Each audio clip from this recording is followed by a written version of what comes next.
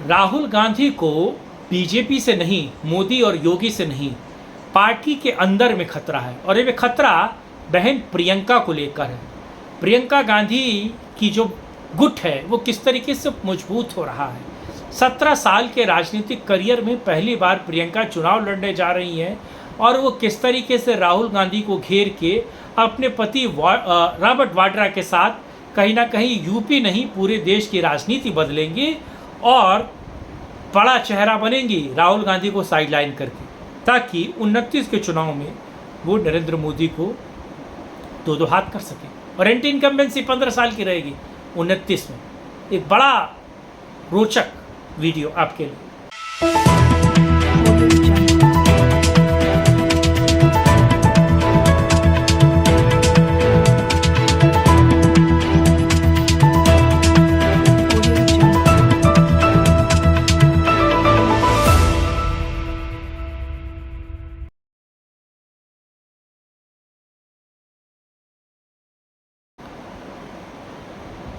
नमस्कार, मैं कुमार श्रीकांत आपका स्वागत कर रहा हूं सत्यपरक भारत में।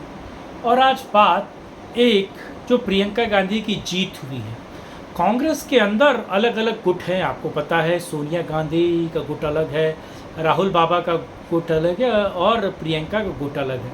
लेकिन जो प्रियंका का गुट है, आखिर 17 साल बाद उसकी जीत हुई। और जीत कैसे हुई है आज इस पर समझेंगे, और किस तरीके से अब राहुल गांधी को एक साइड करने की पूरी जो प्रणाली या पूरी जो प्रक्रिया पार्टी में प्रियंका रच रही थी, आज वो फलीभूत हुआ। पार्टी के अंदर क्या कुछ चल रहा है, आज ये सारी खबर मैं आपसे बताने की कोशिश करूंगा। लेकिन आप लोगों से अनुरोध है कि वीडियो को अंत तक देखिए, लाइक कीजिएगा, शेयर कीजिएगा, चैनल को सब्सक्राइब कीजिएगा और QR कोड को स्कैन करके आप सत्यपरक भारत की राष्ट्रीय पत्रकारिता को सपोर्ट कर सकते हैं। बहरहाल खबर समझिए, खबर क्या है देखिए।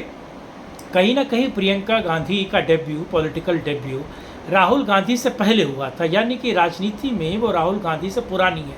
लेकिन फिर भी उनको राहुल गांधी की अपेक्षा 17 साल का समय लग गया राजनीति में, यानी कि चुनाव लड़ने के लिए।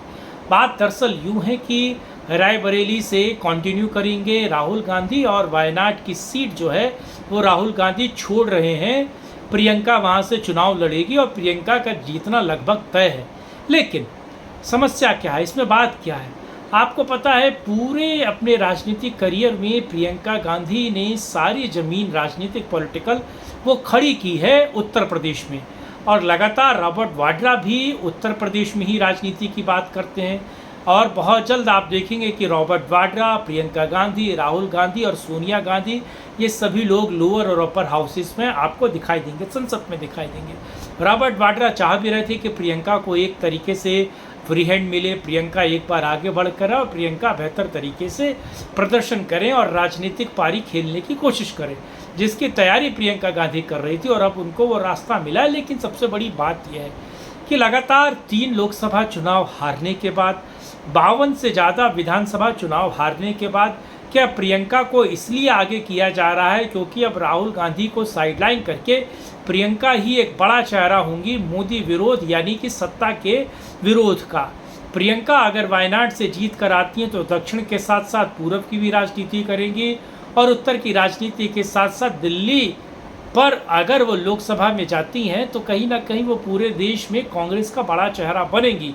और जिसकी बात रॉबर्ट वाड्रा पहले कर चुके हैं, यानी कि ये मान के चले कि क्या राहुल गांधी को साइडलाइन किया जा रहा है, क्या राहुल गांधी की अब बैतरणी साइडलाइन करने की तैयारी चल रही है लगातार। क्योंकि ऐसा है, क्यों करके है ये समझिए।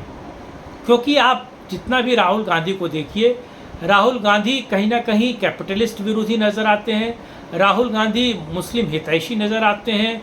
राहुल गांधी का बोलने का जो वाचाल्य है, यानी कि वो जिस तरीके से वाचाल करते हैं, बोलते लिखते हैं, उसमें गलतियां हैं, खामियां हैं। वो कुछ का कुछ बोल देते हैं और तमाम चीज़ें उनके साथ। एक वो मास मैसेंजर नहीं है, वो बड़े पैमाने पर मास लीडर के तौर पर राहुल गांधी नहीं निकलते हैं। और पत्रकारों से बातचीत करनी हो या फिर इंटरव्यू देना हो, आपको पता है राहुल गांधी अल्ल का बल, यानी कि कुछ भी बोल देते हैं। तो कहीं ना कहीं ये सबसे बड़ा कारण रहा है पिछले 3 लोकसभा चुनाव में कांग्रेस की हार का। और आपको पता है कांग्रेस 44 पे, 54 पे और अब 99 पर आकर टिकी है। और राहुल गांधी तमाम लिबराल गिरोह काम करने के बावजूद भी नरेंद्र मोदी को 24 पर टक्कर नहीं दे पाया। यानी कि 52 लोकसभा और 3 लोकसभा और 52 विधानसभा का चुनाव हारने के बाद अब प्रियंका को कांग्रेस आगे करेगी। प्रियंका में कांग्रेस अपना भविष्य देख रही है और प्रियंका राहुल से ज़्यादा बेहतर है। एक तो महिला है, ऊपर से उनकी बोलने की शैली बेहतर है, बातचीत वो चातुर्य ढंग से करती हैं, वो तिलक भी लगाती हैं, मंदिर भी जाती हैं और उनका एक तरीके से पहनावा या सारी चीज़ें कहीं ना कहीं राहुल गांधी से अलग है और वो एक मास लीडर के तौर पर निकलती हैं। और राहुल गांधी जैसे डिक्टेटर भी नहीं है। आपको पता है कर्नाटका का सिद्धरमैया और DK शिवकुमार का इशू किसने शांत कराया? प्रियंका गांधी ने शांत कराया। राजस्थान में सचिन पायलट और अशोक गहलोत के बीच की लड़ाई किसने शांत कराई? प्रियंका ने शांत कराई। और बल्कि अभी लोकसभा में आप समझिए कि जब कांग्रेस को टिकट दिया जा रहा था और कांग्रेस और समाजवादी पार्टी का गठबंधन नहीं हो रहा था, तो उस वक्त आगे कौन आया? प्रियंका गांधी। और प्रियंका गांधी जब आगे आई तो उन्होंने बेहतर तरीके से उस चीज़ को डील किया, कांग्रेस के लिए ज़मीन तैयार की और राहुल गांधी से बेहतर उन्होंने चुनाव लड़वाया, लड़ा नहीं, चुनाव लड़वाया। तो यानी कि जो उनके पति रॉबर्ट वाड्रा कह रहे हैं कि अब वो एक्टिव पॉलिटिक्स में आ गए हैं, बहुत देर हुई लेकिन प्रियंका आ गई। और अब रॉबर्ट वाड्रा भी चाहते हैं कि वो एक्टिव पॉलिटिक्स में आए, यानी कि वो भी चुनाव लड़ें और लोगों की सेवा करें। बहरहाल ये तो पूरा गांधी परिवार लोकसभा राज्यसभा में आ जाएगा, वो बात अलग है। लेकिन क्या ये राहुल गांधी के लिए खतरे की घंटी है? क्या राहुल गांधी का समय खत्म हो गया है और राहुल गांधी को राजनीतिक तौर पर साइडलाइन करने की तैयारी कांग्रेस के अंदर चल रही है? और वाकई प्रियंका का गुट अब ज़्यादा मजबूत दिखाई देता है। ये वीडियो आपको कैसा लगा? समीक्षा आपको कैसी लगी? लाइक, शेयर, सब्सक्राइब कीजिएगा, कमेंट करके अपनी राय दीजिएगा। साथ ही साथ अगर आप सत्यपरक भारत को सपोर्ट करना चाहते हैं तो QR कोड को स्कैन करके आप सपोर्ट सहयोग कर सकते हैं। साथ जुड़ने के लिए, इस मुद्दे बात करने के लिए बहुत धन्यवाद। जय हिंद, जय भारत, वंदे मातरम, नमस्कार।